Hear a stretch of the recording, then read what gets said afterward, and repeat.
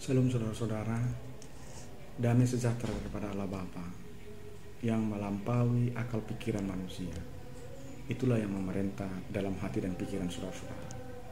Hari ini kita akan belajar bahan khotbah Minggu tanggal 1 Agustus 2021 dalam kalender gerejawi Minggu 9 setelah Trinitatis dari kitab Efesus pasal 4 ayat 1-7 dengan tema memelihara kesatuan roh. Saya akan bacakan untuk saudara-saudara perikop khotbahnya. Beginilah firman Tuhan. Kesatuan jemaat dan karunia yang berbeda-beda. Sebab itu aku menasihatkan kamu, aku orang yang dipenjara karena Tuhan, supaya hidupmu sebagai orang-orang yang telah dipanggil berpadanan dengan panggilan itu.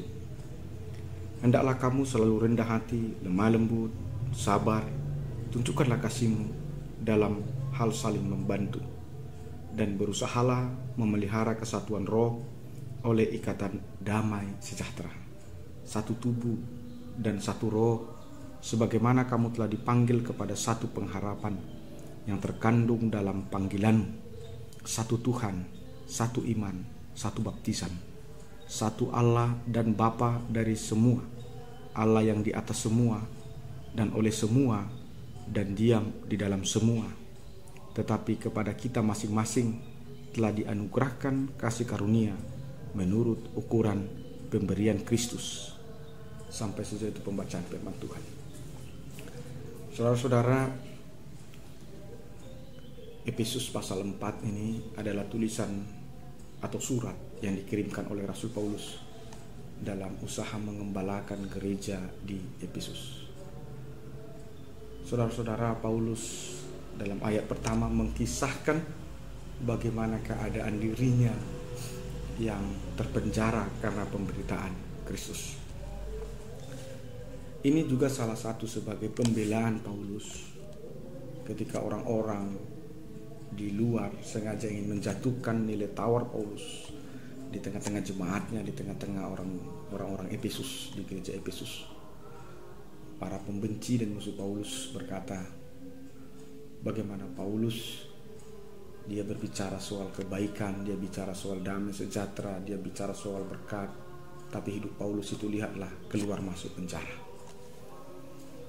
Bagaimana mungkin seorang yang keluar masuk penjara berbicara tentang kebaikan? Bagaimana mungkin seseorang yang keluar masuk penjara bicara tentang berkat-berkat Tuhan?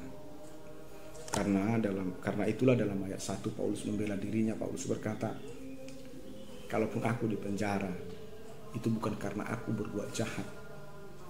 Kalaupun aku di penjara, itu bukan karena aku bertindak kriminal, tapi aku di penjara itu karena pemberitaan Injil Kristus. Dalam ayat 1 ini menjadi sebuah refleksi yang hidup bagi kehidupan kita semua, untuk membuka mata iman kita dan membukakan sana pemikiran rohani kita, bahwa tidak semua orang yang menderita karena ia berbuat dosa atau berbuat kejahatan, seperti yang dialami Rasul Paulus. Bagaimana dengan hidup saudara? Bagaimana dengan hidup kita? Mari kita merenung sejenak. Apakah penderitaan yang terjadi dalam hidup kita saat ini? Apakah karena kita hal itu karena implikasi atau dampak karena kita melakukan kebaikan atau melakukan pemberitaan Injil Kristus? Atau kita menderita saat ini, itu adalah dampak dari kebebalan hati kita yang tidak mau bertobat, atau kedegilan pikiran kita yang tidak mau berubah?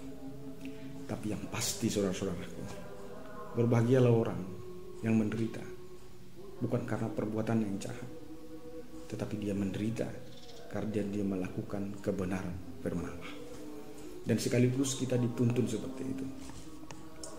Kalau saudara menderita karena perbuatan saudara yang salah, saudara tidak dapat apa-apa. Dan memang saudara tidak perlu merajuk karena itu. Yang perlu kita lakukan ketika kita menderita karena dosa kita hanya satu pertobatan. Tapi ayat ini juga menghibur kepada saudara, kepada kita, apabila hari ini engkau dihina orang, bukan karena perbuatanmu yang hina, tapi karena engkau mengatakan yang benar, bersukacitalah. Karena Rasul Paulus bersukacita ketika orang memfitnahnya, mengejeknya dalam situasi hidupnya yang susah. Jika kita perhatikan ke dalam ayat 2, Rasul Paulus berkata bahwa untuk bisa menang dari banyaknya intimidasi, persekusi orang-orang yang membenci kita, maka harga matinya yang harus dimiliki adalah rendah hati, lemah lembut, sabar, dan menunjukkan kasih dalam hal saling membantu. Saudara-saudara, inilah identitas gereja sebenarnya. Identitas kita yang mengaku adalah anak-anak Tuhan, orang-orang percaya. Yang pertama rendah hati, yang kedua lemah lembut, yang ketiga sabar, yang keempat menunjukkan kasih melalui saling membantu. Karakter gerejawi ini yang sudah semakin merosot, terdistorsi, dan sudah semakin langka dalam kehidupan kekristenan kontemporer. Karena itu saudara-saudara, ayat 2 memanggil kita untuk menghidupi kembali karakter kita. Ayat 2 ini memanggil kita untuk pulang kembali kepada karakter gerejawi yang sudah lama kita tinggalkan. Sekalipun kita tidak meninggalkan agama Kristen, tapi karakter kekristenan itu telah lama kita tinggalkan. Paulus bisa menang dalam menghadapi para pembencinya, dunia, iblis, para pengejek, diabolos. Iblis itu diabolos dalam bahasa Yunaninya, Satanos. Nama lain dari iblis itu, atau pengertian lain daripada diabolos itu adalah pengejek.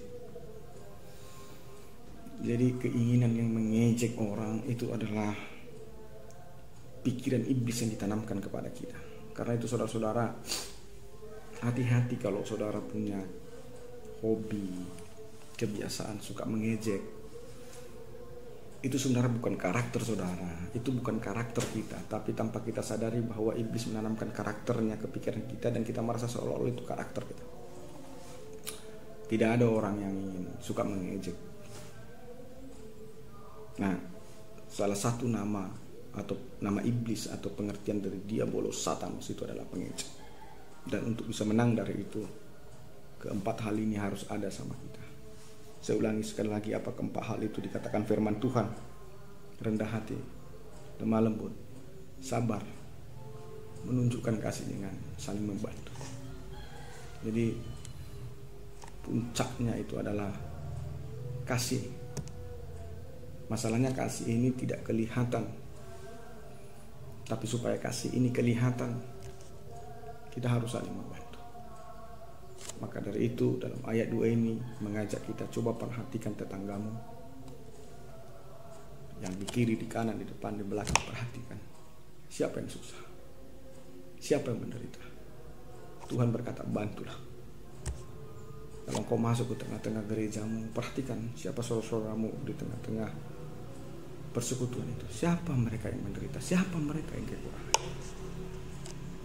Bantulah. Kalau dia berutang kepadamu, kalau memang hidupmu berkelebihan, kalau memang bisa kau putihkanlah. Kalau bisa kau kurangi bebannya, bebankanlah. Kalaupun tidak bisa diputihkan, setidaknya jangan bebani dia dengan bunga yang besar. Agar apa? Agar iblis undur dari hidup kita. Dalam ayat ketiga Paulus berkata, dan berusahalah memelihara kesatuan roh oleh ikatan damai sejahtera. Ada kata berusahalah memelihara. Saudara-saudara, kalau kita ikuti secara redaksional kata berusaha itu adalah sebuah kata perintah untuk bertindak, berbuat, atau sebuah kata yang menyuruh kita untuk aktif. Jadi kata berusahalah berarti kita harus berbuat sesuatu, kita harus bertindak agar kita berada dalam kesatuan roh. Masalahnya adalah setiap orang yang sudah dibaptis di dalam nama Bapa, Anak, dan Roh Kudus, setiap orang yang sudah berani berdiri di depan gerejanya menyatakan iman percayanya, setiap orang yang sudah mengambil bagian dalam komuni suci, dalam perjamuan kudus, sesungguhnya Roh Allah diam di dalam dirinya. Persoalannya adalah roh ini kalau tidak dipelihara di dalam hidup kita melalui latihan-latihan rohani, maka kita akan mengalami kekacauan spirit.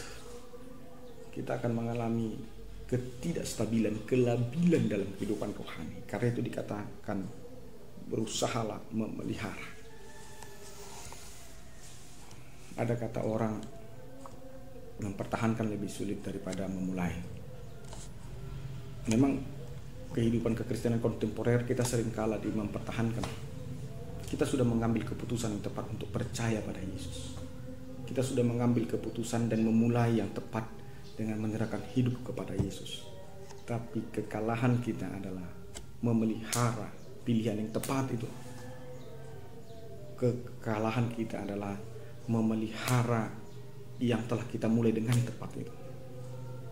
Itulah kenapa banyak kita lihat orang Kristen, pertamanya dia hadir di gereja, kita kenal sebagai seorang Kristen yang baik, yang rajin, tapi di tengah perjalanan dia berubah menjadi Kristen yang bengis, yang raja tega, karena dia tidak memelihara. Saya mau yakinkan saudara yang mendengar video ini, Roh Allah ada dalam dirimu. Karena engkau percaya pada Yesus, karena engkau telah dibaptis dan terhisap dalam perjamuan itu. Roh Allah ada pada dirimu. Saya ulangi sekali lagi. Roh Allah ada pada kita. Peliharalah. Jangan sampai roh itu hilang karena kita terlalu dalam berbuat dosa. Bagaimana cara memeliharanya? Itu yang dikatakan dalam ayat berikutnya, dengan melakukan damai sejahtera. Berdamailah dengan setiap orang. Usahakanlah ada perdamaian. Kebenaran itu perlu. Tapi apalah arti perdamaian? Apalah arti kebenaran kalau tidak menghasilkan perdamaian? Karena kebenaran yang akan menjadi kebenaran ketika kebenaran itu bermuara pada damai sejahtera. Kalau misalnya kita lihat dalam ayat berikutnya, dalam ayat 4 dikatakan Rasul Paulus, sesungguhnya kita ini, orang-orang percaya ini, kita ini adalah satu tubuh. Kita ini adalah satu roh. Seperti yang termaktub dalam panggilan orang-orang seperti sebelum kita, pendahulu-pendahulu kita, para rasul, para bapak-bapak gereja, orang-orang percaya sebelumnya. Kita adalah satu tubuh dengan mereka, kita satu roh dengan mereka.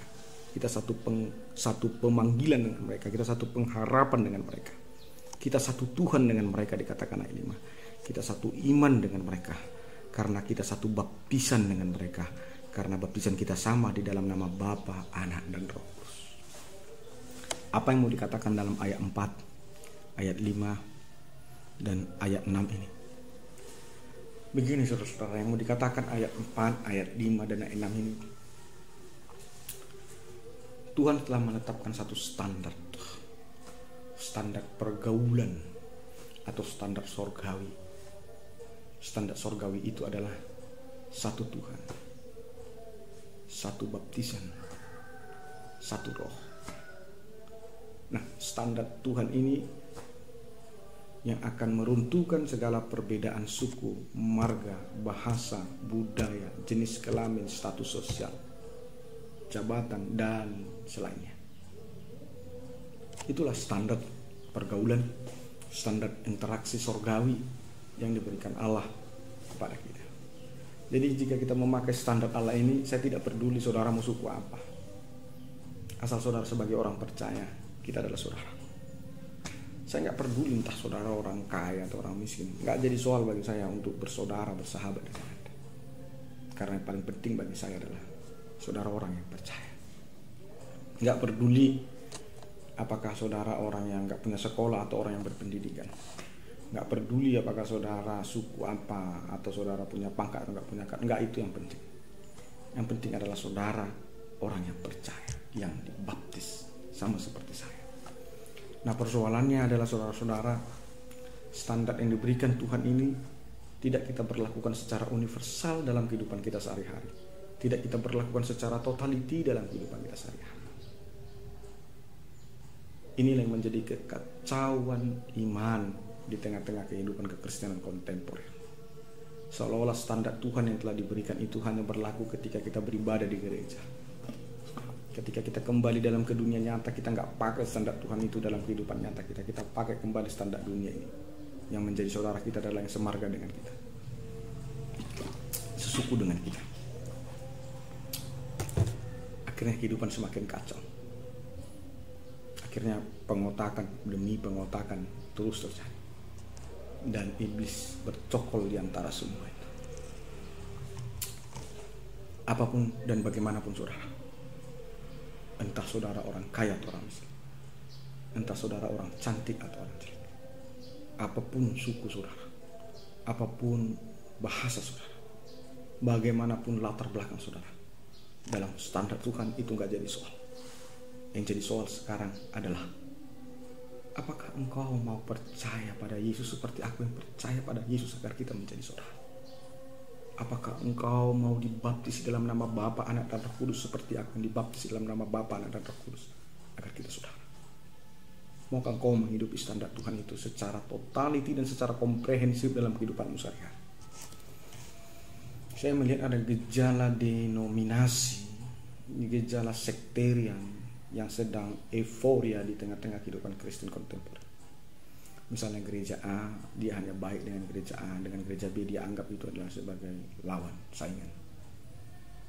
Sehingga fanatisme seperti ini merusak tentang persaudaraan atau standar yang diberikan Allah. Apapun gerejamu, selama engkau mengaku baptisan di dalam nama Bapa, Anak, dan Roh Kudus, selama engkau mengaku Yesus adalah Tuhan, apapun gerejamu, seberapa kecil gerejamu atau seberapa besar gerejamu, mau engkau gereja berbasis kesukuan, mau engkau berbasis nasionalisme, mau engkau berbasis Lutheran, Calvinis, Metodis, berbasis Pentakostal atau Karismatis, selama engkau dalam satu baptisan Bapa, Anak, dan Roh Kudus, selama engkau percaya bahwa Yesus adalah Tuhan satu-satunya keselamatan, kita saudara, kita teman, kita harus saling tolong menolong, kita harus saling membantu, kita harus menjadi garam bagi dunia ini, kita harus menjadi terang bagi dunia. Jangan anggap saya musuh karena pelang kita berbeda. Jangan anggap saya sebagai orang lain karena bahasa kita berbeda. Bapa kita satu, Tuhan kita satu, kitab suci kita satu, baptisan kita satu.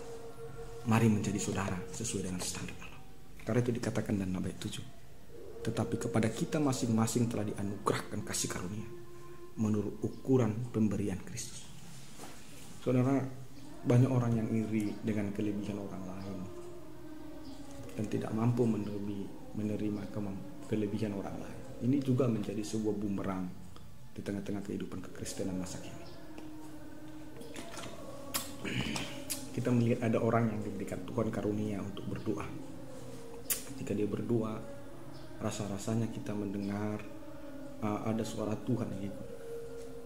Banyak orang yang iri kepadanya dan menjelek-jelekkannya untuk menjatuhkan karakternya.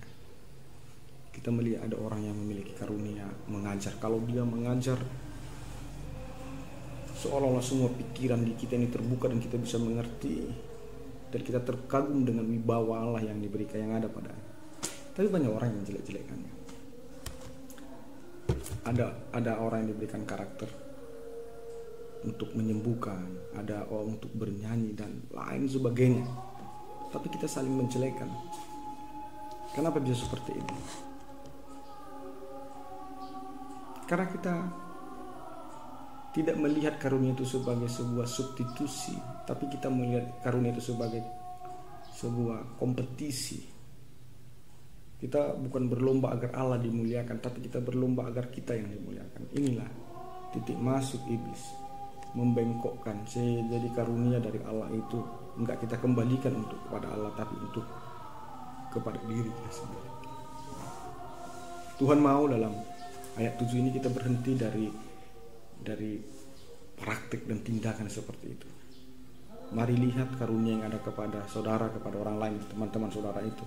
Jangan lihat itu sebagai sebuah kompetisi, tapi lihat itu sebagai sebuah saling melengkapi. Kita memerlukan mereka agar kita bisa mengenal Tuhan yang benar. Saudara memerlukan orang yang memiliki karunia berbicara, tapi bukan karena saudara memiliki karunia berbicara, saudara tidak membutuhkan orang yang memiliki karunia berdoa. Kita membutuhkan semua itu agar kedaulatan Allah semakin nyata dalam setiap koinonia kita, persekutuan kita. Agar jangan sampai terjadi kesombongan iman. Jika saudara melihat dia punya karunia, kita tidak, jangan salahkan dia, tapi jadikan itu sebagai introspeksi bagi diri kita sendiri. Berarti ada yang salah dengan kita. Karena Tuhan berkata, mintalah maka Anda diberi, carilah maka kau akan mendapatkan, ketoklah maka pintu akan dibuka bagi kita. Sebelum saya tutup, saya mau katakan satu cerita ilustrasi mengenai ayat 7. Tetapi kepada kita diberikan masing-masing telah dianugerahkan kasih karunia menurut ukuran pemberian Kristus kepada kita. Saudara, berkat dan karunia Tuhan besar kecilnya dalam hidup seseorang itu adalah ditentukan bagaimana saudara meresponi Tuhan itu sendiri, meresponi panggilan dan firman Tuhan itu sendiri. Itu akan menentukan besar kecilnya berkat itu, karunia itu ada pada hidup kita. Pada zaman dahulu kala ada seorang raja memberikan perintah. Dia akan membuat sebuah perjamuan besar dan dia berkata kepada seluruh rakyatnya, hai rakyatku, datanglah ke pesta. Bawa apa yang ada padamu dan semua akan kupenuhkan. Ketika pengumuman itu diperdengarkan, semua rakyat mendengarnya. Singkat kata, sampailah pada hari H pesta itu akan terjadi. Saudara-saudara, rakyat itu datang berbondongan, tapi mereka berbeda-beda membawa apa yang mereka bawa. Sebagian ada membawa ember yang besar, sebagian membawa ada teko, sebagian ada yang membawa plastik yang kecil, sebagian ada hanya membawa cangkir, sebagian membawa galon, sebagian lagi membawa ada kobokan yang besar. Setelah mereka makan kenyang, lalu raja memerintahkan kepada pengawalnya, semua yang dibawa rakyat itu isi penuh. Lalu diisi penuh semua. Setelah acara selesai, rakyat itu pulang. Lalu mereka saling melihat. Si A melihatlah, aku kenapa hanya sebotol aqua? Lalu mereka melihatlah, di sana seember yang besar, lah sana segalon, lah di sana satu kobokan yang besar, lah aku hanya segelas saja. Lalu mereka mulai berungu-ungu dan berkata, raja tidak adil. Raja tidak adil. Masa di sana satu ember, aku hanya satu aqua? Masa di sana satu kobokan besar, saya hanya satu gelas? Mulai terjadi keributan dan mendiskreditkan raja dan menjelekkan raja dan berkata, raja tidak adil. Lalu mereka kembali untuk protes kepada raja. Mereka berkata, raja, engkau tidak adil. Raja menjawab, kenapa kau katakan aku tidak adil? Iya raja, jika engkau adil, mengapa kau berikan kepadaku hanya satu botol aqua minyak yang mahal, sementara sama dia satu ember yang besar? Si yang sebelahnya berkata lagi, iya raja, kalau raja adil, kenapa raja memberikan aku hanya segelas minyak yang mahal, sementara dia satu kobokan yang besar? Lalu raja berkata, aku yang tidak adil, atau engkau yang tidak memasang telingamu atas apa yang kau perintahkan kepadamu? Bukankah aku memerintahkan kepadamu? Aku akan mengadakan perjamuan besar. Bawa apa yang bisa engkau bawa, dan akan semua akan kupenuhkan. Mengapa engkau datang meresponi perintahku dengan membawa aqua? Maka tentu hasil yang kau dapatkan adalah aqua penuh. Tapi dia tidak. Dia meresponinya dengan membawa ember yang besar. maka tentu hasilnya adalah satu ember minyak yang mahal penuh. Karena perintahku jelas, bawa apa yang bisa kau bawa agar ku penuhkan dalam perjamuan itu. Jadi bukan saya yang tidak adil, tetapi hatimu dan telingamu yang tidak adil dalam mendengar dan merespon perintah saya. Berdasarkan itu saya mau katakan kepada saudara-saudara, karunia yang ada pada setiap orang dan ukuran berkat dan karunia yang ada pada setiap orang itu ditentukan oleh bagaimana kita meresponi firman Tuhan itu. Bagaimana kita berkorban untuk setiap firman Tuhan itu. Jika engkau ingin punya karunia yang besar dan berkat yang besar dari Tuhan, maka besarkanlah hatimu, besarkanlah jiwamu, dan besarlah pengorbananmu dan pengabdianmu untuk Tuhan. Jangan berungut-ungut ketika engkau melihat bagaimana seseorang di sana luar biasa dipakai Tuhan dan diberkati Tuhan. Jangan lihat apa yang dia punya sekarang, tapi lihat bagaimana harga yang dia bayar untuk mendapatkan apa yang padanya sekarang. Bagaimana ia dikejar-kejar orang saat memberitakan Injil, sementara engkau dalam pelayananmu, kau hanya makan, minum, tidur, dan jalan-jalan saja. Kau hanya hidup dalam ritualisme saja. Tapi ketika ia sampai pada puncak ini bahwa Allah, lalu kau bersungut-sungut, engkau ingin merasakan harusnya aku yang lebih besar, bukan dia. Mari kita tinggalkan karakter bodoh seperti itu. Introspeksilah. Lihatlah bagaimana ia berkorban untuk mendapatkan yang apa padanya. Jangan lihat yang sekarang yang apa. Belajar dari pengorbanannya, belajar dari harga yang dibayarkan untuk mendapatkan itu. Maka engkau akan bijak. Seperti tema pada minggu ini, memelihara kesatuan roh.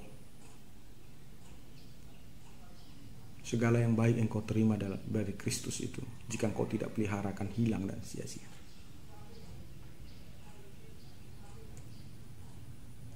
Segala karunia keselamatan,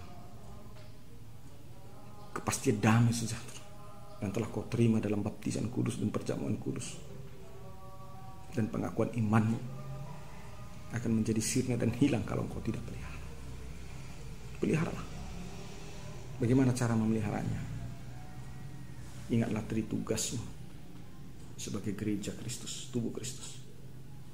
Bersekutu, koinonia, beribadahlah selalu.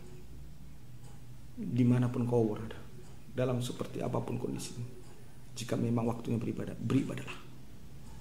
Marturio, bersaksilah, buka mulutmu, ceritakanlah kepada banyak orang siapa Allah kita yang telah menolongmu, memulihkan. Jangan malu dan jangan takut, bersaksilah.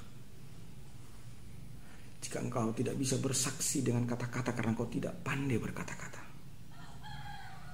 tapi bersaksilah dengan kebaikan.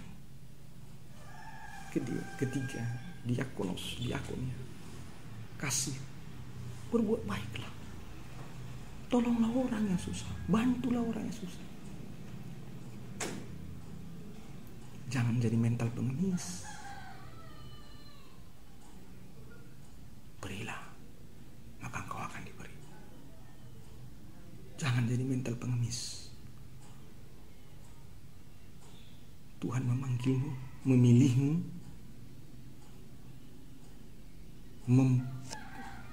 menganugerahkan kepadamu kekuatan supaya kau menjadi anak raja, bukan anak budak yang minta mengemis-ngemis. Bapamu akan memperkayamu asal kau percaya dan mau melakukan perintahnya. Peliharalah roh itu sebelum roh itu hilang dan sirna dalam hidupmu. Tuhan Yesus memberkati. Shalom.